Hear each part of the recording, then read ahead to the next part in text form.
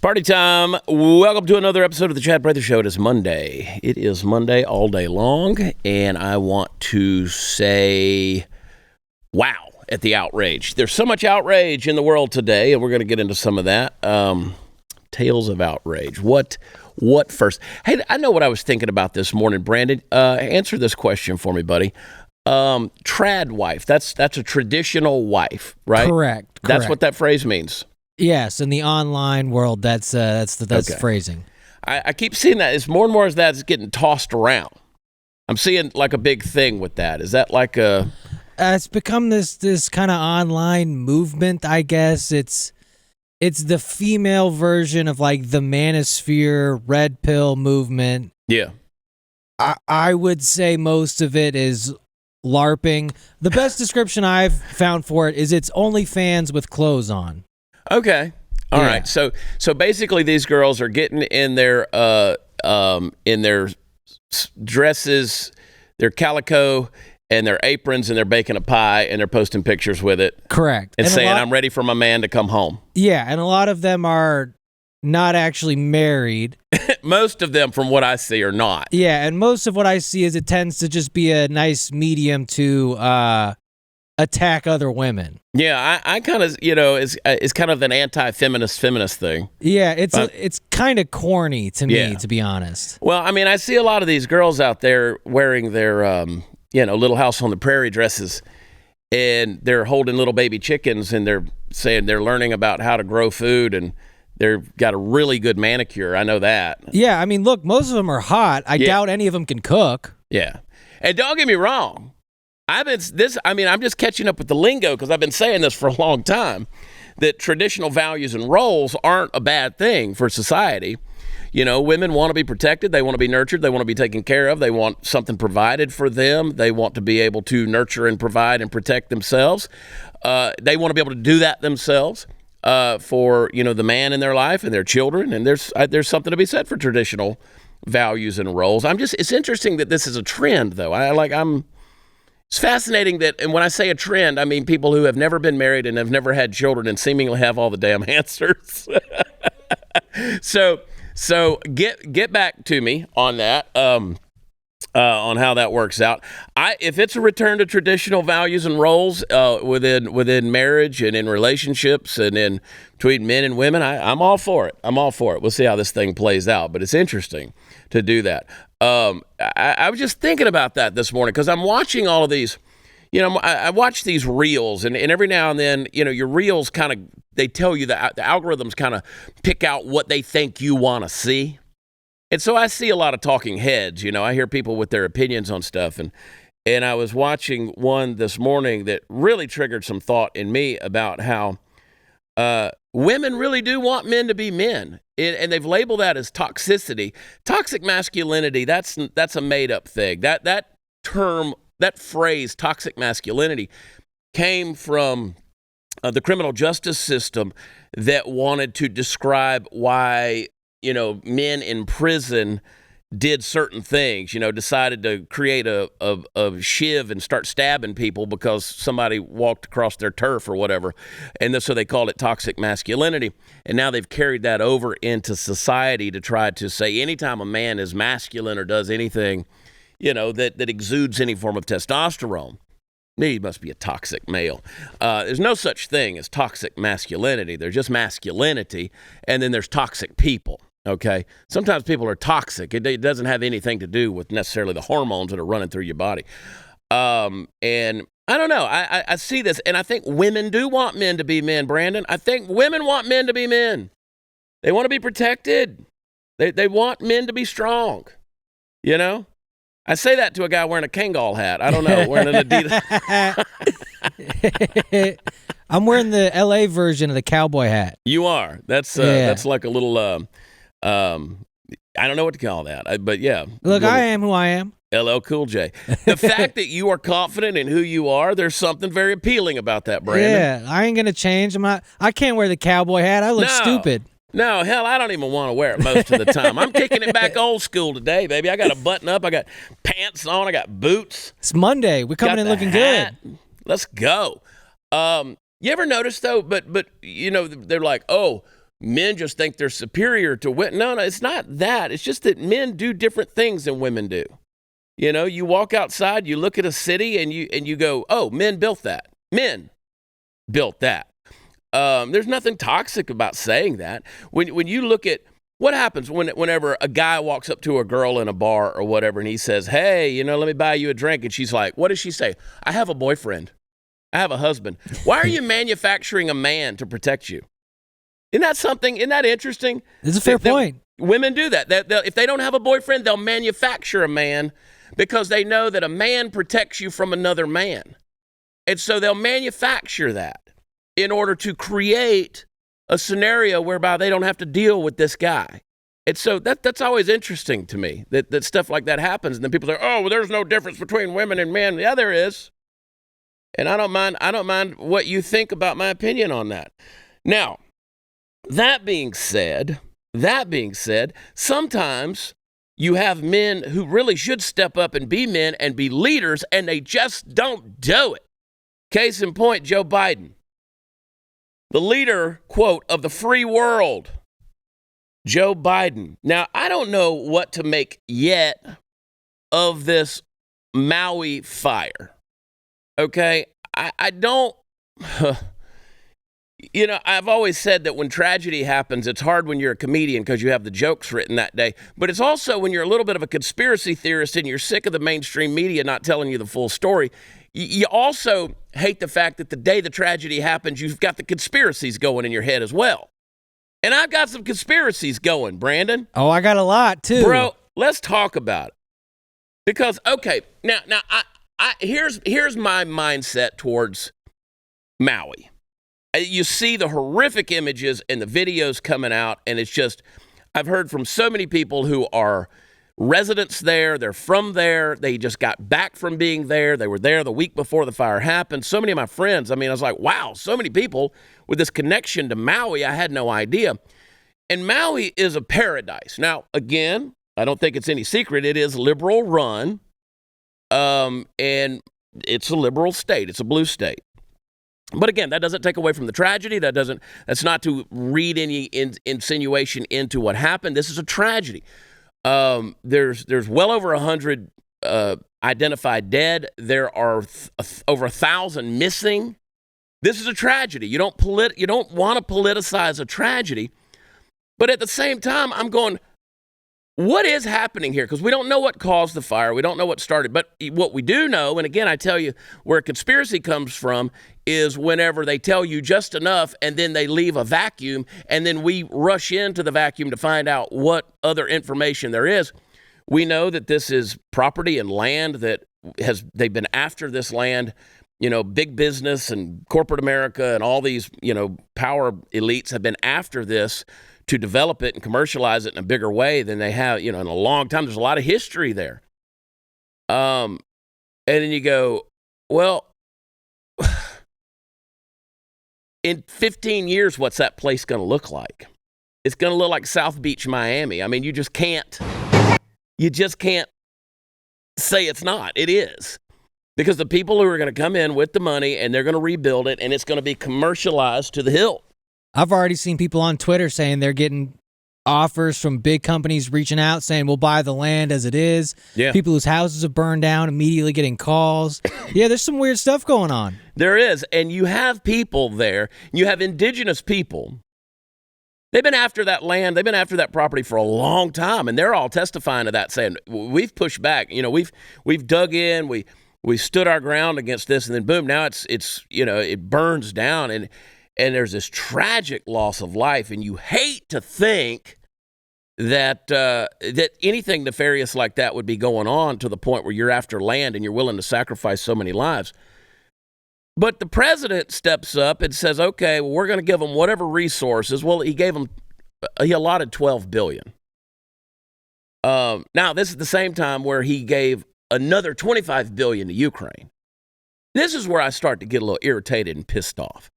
Because you get so focused on illegals in New York City and, the governor of Massachusetts telling citizens of Massachusetts to open up their homes to illegals. And then in places like New York City, they're telling, resort and hotel owners to open up their rooms to these, quote, migrants. And you see where the money flows into, and you see where the attention is given, whether it's Ukraine, whether it's illegal invasions, and yet the state of Hawaii is in a tragic crisis, and he blows $12 billion out of his nose, supposedly. And then when asked about it, while he's on vacation again at Rehoboth Beach in Delaware, this is what he has to say. Play clip number 1. President, any comments on the rising death toll in Maui? Will you come talk about the Hawaii response, Mr. President? You don't say no comment to that question. You come over, and if all you can do is offer condolences, that's what you do. You don't have to have all the answers. You're the president of the United States, and one of those United States has been on fire. You at least offer some condolences. You give some thoughts. You give some prayers. A nice sentiment towards what's happened here. So I don't know. I'm trying to not get pissed off at this, but I think I'm pretty pissed off. Because again, it's about the outrage, right? It's about looking at this thing and saying there's a right and a wrong way to do things. And this guy just consistently gets it wrong. No, I'm not saying that Joe Biden needs to jump on Air Force One and fly to Maui. If anything, we've learned this, he'd be in the way. When you have cadaver dogs that are looking for bodies, you're trying to identify remains, the last thing you need on an island is a traffic jam from a presidential motorcade. I don't expect him to do that. Maybe he can go to another one of the islands or something and just say, I'm nearby and close. But going on vacation to Rehoboth Beach is just a bad look to me. It's a bad look, especially when you're the guy that's been on vacation more than any sitting president at this place in his presidency in the history of America.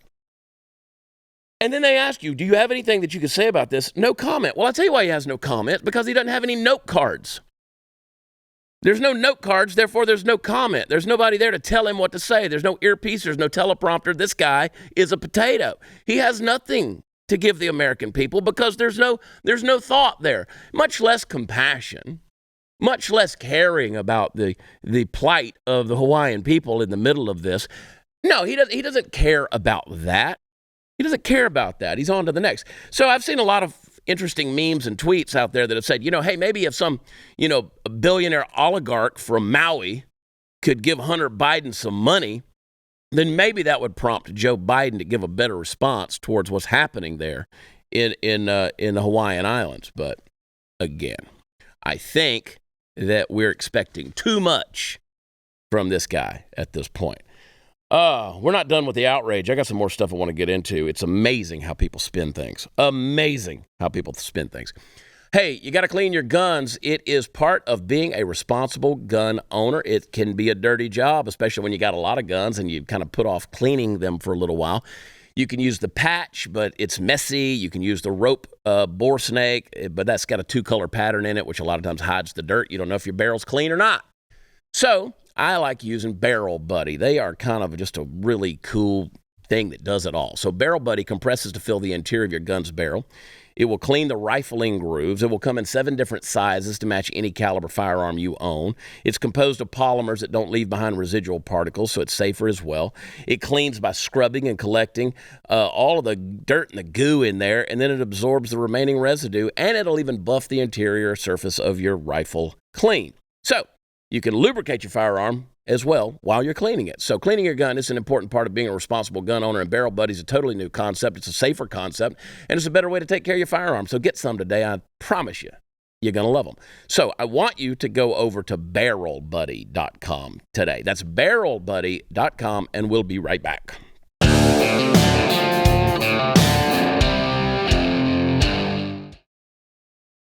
Brandon, I don't know if you saw it or not. I don't know enough. I probably shouldn't say enough about this. I shouldn't say anything about this, but I'm gonna.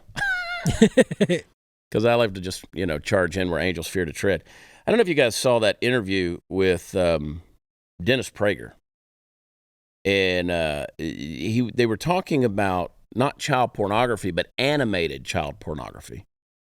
And he was talking, the topic was about masturbation to animation involving children. Uh-huh. And Prager said, there's nothing wrong with fantasy.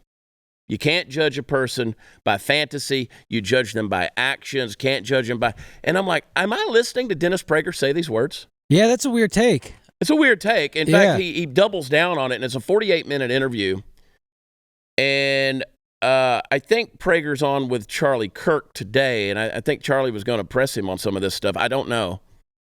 Hope he does, because that's something you need to recant and repent real fast. Yeah. You need to rethink that one real fast, because his argument was animation's not hurting anybody. Yeah, it is. It hurts the animator and the masturbator. Also, I think it's feeding your mind with some very evil things, whether it's animation or not. And it's a significantly weirder thing to jerk off to. Let's just be honest about that. Yeah. Cartoons, regardless of context, that's a weird thing to be... That's a weird thing to be aroused by. Cranking one out to, yeah. Yeah. And then, I think it's called lolly porn, something like that. Yeah. It's disturbing, but, I feel the same way about, the show Euphoria. The simulated sex scenes between teenagers... Yeah. I get that technically they aren't underage, but that is just underage softcore porn. I always find it weird that they're allowed to do that. Yeah. Victor Marx has a good bit on that. His Instagram account is at Victor Marx, M-A-R-X. He's got quite a bit on that thing. It's where I saw the clip, and I'm like, I am not hearing this come out of Dennis Prager's mouth. I'd like to know how he got there, unless he's making it some weird First Amendment issue, but... Well, I mean, his point was, getting into the spiritualizing of it, was that you can't judge a person on their thoughts. You have to judge them on their actions. Well, but ideas have consequences, Dennis. And wouldn't they be seeking that out? So wouldn't that be the action? It's one thing to think about action. It. Yeah. And by partaking in that, you're actually funding more of that. You are promoting an industry there. So that brings me to another thing, which again, listen, I'll call it out. I don't care what side you're on. All I'm asking for is clarity here. I want you to rethink, repent, recant, and you got to right that ship. Okay. I've discovered that in this day and age, in this world of social media, with this platform, whatever, I ain't making any damn friends. I pretty much know everybody I'm going to know at this point. Nobody's beating down my door to get to know me better. I get to go out there and make jokes for a living and have fun with live audiences, which I did a couple times this weekend. Amarillo, Waco, and Georgetown, and I'll be doing it again in La Jolla Friday, Saturday, and Sunday of this week out in California. And I get to have fun for a living. I do. But one of the things that I do, and sometimes I wish that, you look at it and you say, boy, I wish I could just go back 10 years and just decide I'm going to just make jokes for the rest of my life. But I'm one of those guys that actually has a conscience, and I'm willing to call this crap out. And it has not netted me, a lot of accolades and a lot of favor with the powers that be. And believe it or not, I'm really okay with that, because I'd rather be respected than liked. But this Oliver Anthony kid comes out of nowhere from North Carolina, I think he's from. And I saw Jason Howerton, who used to be at the Blaze. I saw his tweet, and then I saw Tyler Carden, who is the CEO of the Blaze. I saw him tweet this Oliver Anthony kid's song. I'm calling him a kid. Everybody's a kid to me these days, I think. And he's singing this song, which I thought was genius, Rich Men North of Richmond. And it's just kind of bluegrassy hardcore. He's plucking on this dobro, and he's shouting out these lyrics. And the thing blew up. It exploded. And I shared it numerous times. I'm a fan. I think what this guy's doing, at least at this stage in the game, is great. I think I like the song. It resonated with me. I understand. See, the thing about music is people say, well, there's this wrong with this lyric. And I'll shut up. Listen, you can hear somebody's heart and soul in good music. It's not about writing, some haiku or some onomatopoeia so that you can judge it in Elizabethan poetry class or whatever the hell you do. You can feel this kid's heart. And so, my first response, I texted Jason Howerton. I texted some others. John Rich said he's willing to produce this guy's album. And various other friends that are involved with this guy now, I've talked to them. And I said, I hope he's ready for what's coming his way, both the good and the bad, because kudos to him on the success. Going viral, when it hits you, it's like winning the lottery. You don't necessarily know what to do with it. I said back in 2015 when my stuff started going viral that I felt like the easiest way to describe it was somebody threw open the front door to my house and just started rummaging through my underwear drawer because they immediately want to find out everything about you. They judge you. You're just cast out there on the altar. So I hope this guy's ready for what's coming his way, and I think he's got some support around him. And I don't need to play there's no need to play the video again, but the reason I tie this in after the Dennis Prager comment is because he makes a statement in there, and I tweeted this out. I think it's a great lyric. It's pretty creative. He says, I wish politicians cared about minors, not minors on an island somewhere. And again, he's talking about, it's amazing to me, again, with the outrage, how many people now, particularly on my Twitter, which if you're not following, it's @WatchChad, X, whatever it's called now, are saying this is a pro-pedophilia song.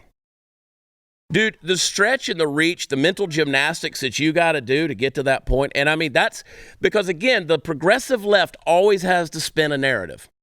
They have to latch on to something that they don't like, and they have to find a way to twist it in their sick fucking minds to make it something that it just absolutely is not. These are the people why I reserve the right to use the F word every now and then. This is why, because it just pisses me off so much that these people are that imbecilic. They're saying, is he saying that they're not interested in pursuing pedophiles like, on Epstein's Island? He's saying, I had certain conservative and even faith-based influencers that reached out to me over the weekend, and I won't name their names, and they said, explain that line to me. I'm having a hard time understanding what he's meaning by that. And when I explained it, they said, oh, well, we're stupid. And I was like, well, I'm not going to say that publicly, but what he's saying is they pay attention to it because they were involved in it. They were involved in the trafficking, things like Epstein's Island. They were the ones that we know deep in our hearts. They're the ones who protect it. If they're not protecting it, then why don't we know who's on the damn list? So it's like they're concerned about it because, and then various people are going, why would he be saying politicians care about it? They're not doing any investigating. That's his point. That's the whole damn point. Then I've had other people who want to fake the outrage and say, see, he talks about working for bullshit pay. That's why we got to raise the minimum wage. Like, you guys will really grasp at anything. It's funny? It kind of reminds me of how Kurt Cobain got driven insane because people were always reading weird things into his lyrics. Like, that's exactly what's going to happen to this guy. People are going to twist every little word he wrote one way or the other. And it's funny because when I listened to it, it reminded me of like an anti-Vietnam War song from like the mid-'60s. Song. It's what we were talking about with Mike and Bassiani on the show last week. It's a protest song. Yeah. And he pops off with this thing, and it's just a backwoods way of communicating angst and plucking a dobro on the edge of the woods while the dogs are sleeping at your feet. I mean, it's really, you guys, the philosophy, the fake philosophy that goes into trying to deduct using some kind of syllogism to figure this thing out blows my mind. And it's like, no, this is a pro-pedophile song, you guys are idiots. I mean, you guys are absolute idiots to say anything like that. So I wish him the best. I've listened to a couple of his songs now. I mean, I'm not adding a ton of it to my playlist because it just kind of, he's raw. I mean, he's recording things on an iPhone. Yeah, he said that song was the first one he didn't do on an iPhone. Yeah. And I can appreciate where he's coming from. I did add the song to one of my main playlists. I like it. He's got a couple of songs out there that I'm like, damn, he dishes it out. If you dig back, he's got some stuff where he goes after both sides. Yeah. I think he goes after both sides in this. When he says rich men north of Richmond, he's talking about every politician in Washington, D.C. Yep. And you know what? Not just the men, the women too. Okay? Since we're reading and the theys. The theys and the thems. Let's not forget them. It's the theys and the thems. But yeah, Rolling Stone went after it. Of course, Rolling Stone also went after Sound of Freedom, a bunch of pedo groomers. Rolling Stone says that the song is not popular with conservatives because of the struggle and frustration that everyday Americans encounter in a deteriorating United States. Instead, he contends that a look at the lyrics may suggest another reason why rich men north of Richmond is appealing to right-wing influencers. Anthony rails against high taxes and the value of the dollar, but also wades into some Reagan-era talking points about welfare. Says the writer's also taken aback by the lyrics condemning convicted pedophile Jeffrey Epstein and child sex trafficking. Quote, the real head-turner, though, is an apparent allusion to Jeffrey Epstein's Caribbean island where the billionaire and convicted sex offender allegedly introduced underage girls to powerful associates. He also talks about human trafficking. Anyway, blah, blah, blah, blah, blah. They go, there's, again, turn the blind eye and try to burn down something that doesn't exist in that regard. So well, like to your point, Chad, it's funny that like we've become so polarized. We can't just appreciate good art. Like it's just a good outrage song. Yeah. Like if Da Vinci made the statue of David now, we'd have people showing up being like, this is right wing art. He's clearly trying to push. Look how toxic that is. Yeah, they're pushing the patriarchy. This is disgusting. Yeah. Look how big his hands and his feet are. Yeah, they'd show up at the Sistine Chapel being like, well, this is clearly liberal bullshit. No, you're absolutely right. And that's listen, I said to somebody over the weekend, I said, you know what? Tyler Childers' song, In Your Love, it's a great freaking song. Yeah. It's a great freaking song, regardless of what he puts in the video. It's a great freaking song. I like the song. You know what? Go back and listen to Bob Dylan's The Hurricane. It's one of my favorite Bob Dylan songs. Go back and listen to The Hurricane. Mm-hmm. No way you could put that out now. Nope. Even though it's a song advocating for the injustices done to a black boxer, just the words that he uses in the thing, you can never do that these days. I need some cereal. I need to eat a bowl of cereal. I don't have enough carbs in my life. Oh, that's right, Magic Spoon. You don't have to worry about the carbs. Magic Spoon is a cereal that tastes like your childhood favorites, but it's got more protein and less sugar. So I want you to go get the variety pack. That's right, there's 4 flavors in the variety pack. They got cocoa, they got the fruity, they got the frosted, they got the peanut butter. 0 grams of sugar, 13 to 14 grams of protein, 4 to 5 net grams of carbs, only 140 calories. I'm still on barrel, buddy. Only 140 calories per serving.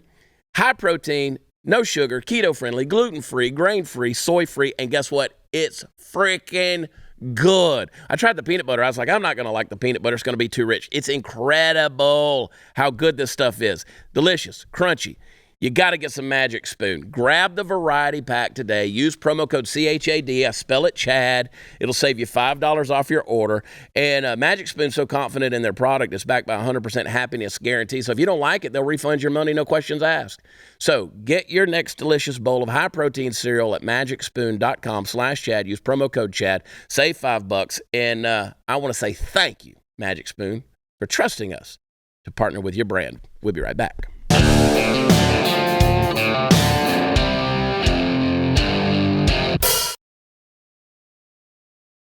All right, yeah. La Jolla, come out, hang out. There's people, there's some folks that are driving a long way to come to those shows this weekend in La Jolla. I have not been to California to do a show since February 2020. Then COVID shut the world down. And so this will be the first one back. I had some that wanted to do them, but then they wanted vaccine passports. And I said, no, we're not doing that. Not doing that. My gosh, dude, there's so much stuff here. Let's play clip. How long is clip number 4? Real quick. Screw it, play it. Let her rip. Turns out that she was given some type of a secret leave so she could start her job on February 1st as the chief of police and not retire from the Capitol Police for months later. Oh, so she get the benefits. Yeah, think about that. Yeah. It appears to be against departmental policy. and nobody allegedly was told. What you're saying is that the head of intelligence for the Capitol Police, which demonstrably didn't have the intelligence it needed to protect the building, that person was first elevated to acting chief of Capitol Police and then given a very high-paying job right across from Nancy Pelosi's district at the University of California, Berkeley. That is correct. And I will say this. So that looks like a reward to me. Well, I do know that the unit had significant intelligence. And I know many people within the unit were pushing that intelligence up to the leadership of the unit. So I do know that. Many of them became whistleblowers, and many of them were punished and forced to resign. Yep. This looks like a scam. I mean, just saying. It just gets more convoluted. I feel so bad for the men and women in the police department, what they went through. I feel so bad for the intelligence analysts and what they went through. Many of them, it was really, really bad. I feel bad for the officials that were either demoted, forced to resign over this, forced to retire early. There's a lot of people that need someone. I think an outside entity needs to come in and do some investigation. Yeah, that definitely needs to be an outside entity. In fact, at this stage in the game, pretty much everything that's happening in society needs to be investigated by an outside entity, something independent. I mean, for instance, this whole your child says that they're transgender. You know what? Wait till they're 18 years of age, and then they should be counseled by somebody who's not part of the LGBTQ agenda. Does that make sense? Like somebody that's an unbiased, doesn't have part of the platform going for them. Same thing with this January 6th stuff. Although, is it possible to find someone unbiased? I don't think there is anymore. I mean, I spoke at an event in Amarillo. There was a gentleman there. We're going to get him on the show. They came and, pushed the tank through his front door back in February of this year because he was there at the Capitol January 6th. February of this year, 2023. They come and go after him. Now, they're putting him on trial, wanting to do a whole thing. It's a debacle, dude. And then the J6, the January 6th committee, the Liz Cheney, Adam Kinzinger, they destroyed the freaking files. It's funny how that always happens in these high-profile investigations when they accidentally delete the files or their phones get wiped mysteriously. Yeah. It's funny how that keeps happening. But it happens. And we're supposed to say, yeah, sure, trust the government, trust the DOJ. They're going to get to the bottom of it. Everybody's going to get a fair shake. I mean, look at Jacob Chansley. Wasn't that his name? Jacob Chansley, the shaman. They put him in jail. Oh, and then the footage comes out. Tucker Carlson shows it, and they're like, oh, they're giving him an escorted little tour around here. He didn't push his way in. He didn't commit any violence towards anybody. In fact, he wanted to pray with everybody. And they're like, oh, shit, let's let him out. Let's get him out of jail. But then, oh, it was an insurrection. Do you notice, again, that's an old word. Like, they literally manufactured the phrase insurrection. This idea that Trump, they're probably about to do a deal in Georgia, with Trump for election interference and all this kind of stuff. I mean, at this stage in the game, they're going to indict Trump for assassinating Lincoln.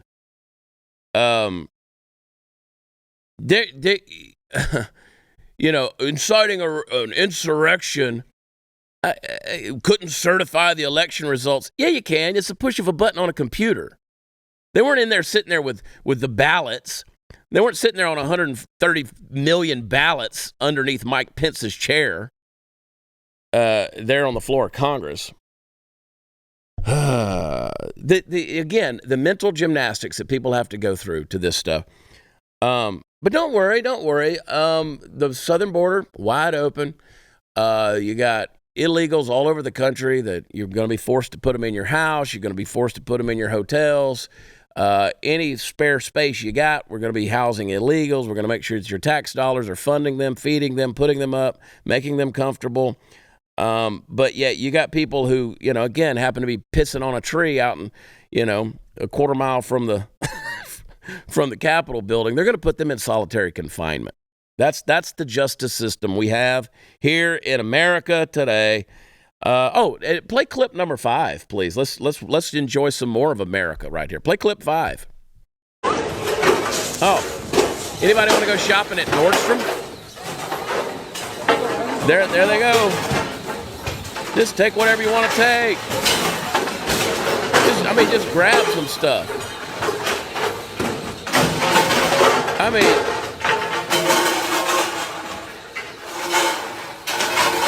Just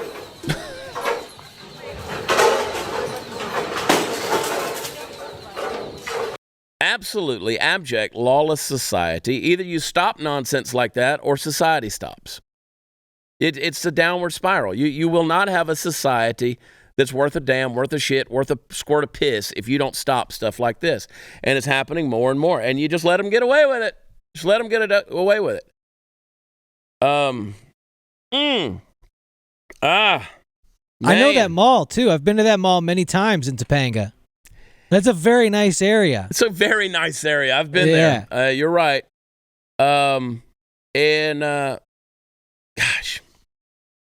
I guess it's just, to me, I get silenced by it. I am disquieted in my soul over the injustices. You know? If I'm the president of the United States, then Maui catches on fire. 1,000 people are missing. My first priority. That's my priority. I am going to make sure that the American people know that I hear them, that I speak for them, that I'm going to support them. We're going to be there. I'm going to have a press conference. We're going to sit there and make them know that they're being heard. You know, George W. Bush, for whatever you think of George W. Bush, at least their PR campaign on 9/11, the day after, when he says, you know, the men that knocked these buildings down, we're going to hear from us pretty soon. At least whether he was in on it or not, the PR campaign knew how to at least make him sound like he gave a damn. And it's the last time it worked. That actually rallied people. They rallied people. Now Joe Biden, they're like, screw it, it doesn't work. Yeah. No, we don't have to make it work. They're going to vote for you anyway. They're going to fight for you. They're going to defend you. You know, I had some pinhead butt munching ass. I'll stop. On my Instagram, when I posted that clip this morning where he's like, oh, I don't know if you noticed this, but just last week, Joe Biden, he came out and said something about it. Well, keep saying something about it, Joe. Keep talking about it. Keep talking about it. Don't shut up. Show your support. Be the president, man. But they don't care about the American people anymore. All they care about is making sure that the algorithm is tuned high enough that they get reelected so that their cabal leaders who are controlling the puppet strings stay happy and the money and the power keeps on flowing. That's all they give a damn about. They don't care if Maui's on fire. They don't care if any other state, any other city in America is on fire. Look at that Nordstrom. Look at that mall. They're just carting shit out of there. Nobody's coming after them. There's not going to be any consequences for stuff like that. Look at what's going on in this country. And then a kid steps out in North Carolina and sings a song about how he's pissed off about injustices in America. And everybody's like, that's a pro-pedophile song. Shut up, shut up, shut up, shut up. Our value system is so screwed up. And then a guy like me gets on here and says, you know what? We need to change our way of thinking. Well, all you conservatives do is bitch about stuff. That's because nothing ever gets done. Yeah, we bitch about it because we're sick to death of it. I'm sick to death of seeing a bunch of people. You look like you threw a bunch of fucking bananas out there in front of a bunch of chimpanzees, and they're out there just scraping them up and fighting each other to get out the door with your free shit. Yeah, it pisses me off. Ha! Deep breath. Hey, did you know that your temperature at night can have one of the greatest impacts on your sleep quality? If you wake up too hot or too cold, I highly recommend you check out Miracle Made's bed sheets. Inspired by NASA, Miracle Made uses silver-infused fabrics and makes temperature-regulated bedding so you can sleep at the perfect temperature all night. Self-cooling properties for better quality sleep using silver-infused fabrics inspired by NASA. These sheets are thermoregulating and designed to keep you at the perfect temperature all night long, so you get better sleep every night. So I want you to go to trymiracle.com/Chad, trymiracle.com/Chad, And check these sheets out, man. I spend so much time in hotels. When I'm at home, I want to make sure I'm sleeping in quality comfort. So try Miracle Made sheets today. And whether you're buying them for yourself or as a gift for a loved one, if you order today, you can save over 40%. If you use the promo code CHAD, I spell it Chad, at checkout, you'll get 3 free towels and you'll save an extra 20%. That's a great deal. Miracle's so confident in their product, it's backed with a 30-day money-back guarantee. So if you aren't 1,000% satisfied, you'll get a full refund. Upgrade your sleep with Miracle Made. Go to trymiracle.com/Chad. Use promo code Chad. Claim your free 3-piece towel set. Save over 40% off. Again, trymiracle.com/Chad and treat yourself. And once again, they're a new sponsor, and I'm thankful that they're a part of what we do here at the Chad Prather Show. We'll be right back.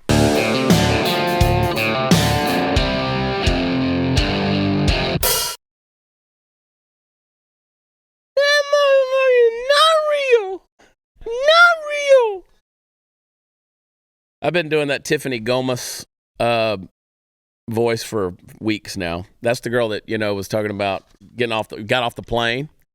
And she came out with an apology video. Was it yesterday or Saturday?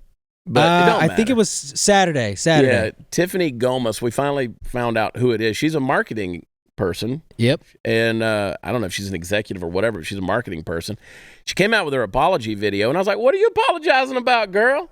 It is the funniest contrived apology for, she didn't do anything. I mean, I guess she did something a little wrong, but she had an episode on an airplane. For her language, and then she's apologizing because she's like, y'all let that plane leave. Because there's other video of once she's off the plane, I don't care about my shit. Yeah, she had one hell of an episode. But the thing is, on the apology thing, and I've reached out to Tiffany. She's here in the DFW area. I want you on this show. CJ wants to be your best friend. CJ doesn't have a lot of standards when it comes to picking besties. I mean, she's just like, I love this girl. I love this girl. That's all the standards CJ needs. I just love you. And so I reached out to her. I'd love for her to come on the show because I want to know, what did you see? What did you see? What happened? Because she never says that in the apology thing. What gummies were you taking? I'm about 98% sure at this point she probably had an Ambien to get through a flight, maybe had a cocktail because she doesn't like flying. And I think she probably saw some weird shit. She probably hallucinated a little. I really don't doubt that. I mean, if you've ever taken an Ambien and you didn't go to sleep. Yeah, you start dreaming while you're awake. Yeah, there's a lot of Gumbies walking around. Yeah, you'll see some weird shit. So, but anyway, I'd love to talk to her. And stupid Alex Stein will get her before we do because he has no conscience. Well, if we get her, we tape first. Yeah. We're going to break that deal. Then Skittles put the trans Black Lives Matter on their candy bag, I guess. I tweeted it out. I put it out, and everybody's like, oh, you're losing your mind over a candy bag. Yeah, I'm just going to call it all out at this point. I mean, if you're going to keep putting this stupid crap out there, and you're going to get the Bud Light treatment. I mean, I don't eat Skittles. What's funny is they got Black Trans Lives Matter, and if you open the bag, all the Skittles are white. Oh, it's the most ironic marketing ever because they've done the white Skittles before, but the last time they did it, it was just a white bag. Yeah. And this time they were like, well, we can't just have it white. Let's throw some childish propaganda on it. I'm going to Skittles to find out about racial equality. Yeah, that's where I turn to is my every candy. bag I open, I count exactly how many red, yellow, orange, green, and whatever color they're putting in their Skittles because I want an exact ratio that's equity. We need equity in Skittles colors. I mean, we've already been tasting the rainbow. That's pride enough. I thought that, their packaging is literally the rainbow. Yeah, I thought we were okay with all of that stuff. Yeah. Then you have, in other news you can't make up, you got that autistic girl in the UK that got arrested for saying the police officer looked like a lesbian. Looked like her lesbian nana. Hold on, I got the picture of her, too. Well, she does. Can we, objectively speaking, we don't have Kayla here to confirm this, but objectively speaking... That woman is a very butch-looking lesbian. Did you just throw Kayla under the bus? Well, she would have been our subject matter expert to confirm Kayla would know it. if that's a lesbian. Yeah. And I would bet $100 it's a lesbian. I'd bet more than that. Yeah. I don't think I can ever go to that country now. I'm going to get kicked out from my YouTube channel at this point. But it ought to concern you guys out there that that you're getting arrested for speech. I mean, this is an autistic child who said, "You look like my lesbian nana." Yeah, it wasn't even an insult. That's what's so funny. It looked like a family member. Yeah, somebody in the fam. It wasn't like one of us being like, "Hey, that's a raging bull dyke out there that looks that's you that's Megan the police Rapinoe unit." bitch. Yeah. Nobody said that. Oh, my Lord, have mercy. That's the world we're living in. Okay. Guys, I don't know if you felt it, but the seismic shift in the legal system, an oppressive legal precedent in place since 1971, was recently overturned by the Supreme Court. The Americans who benefit the most are people of faith, so we need to get the word out. It happened because high school coach Joe Kennedy used to take a knee in prayer on the field after games until praying in public got him fired. But now the legal precedent that got him fired is gone. To celebrate the victory, my friends over at First Liberty Institute created the First Freedom Challenge. Now, we want people to fill local stadiums and pray after the game, just like Coach Kennedy on his first game back, Friday, September 1st. Now, here are 3 things you could do to promote the First Freedom Challenge. 1, sign up at rfia.org.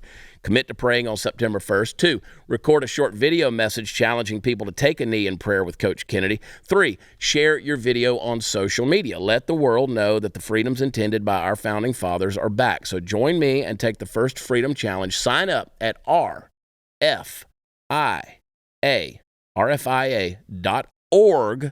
and we'll be right back.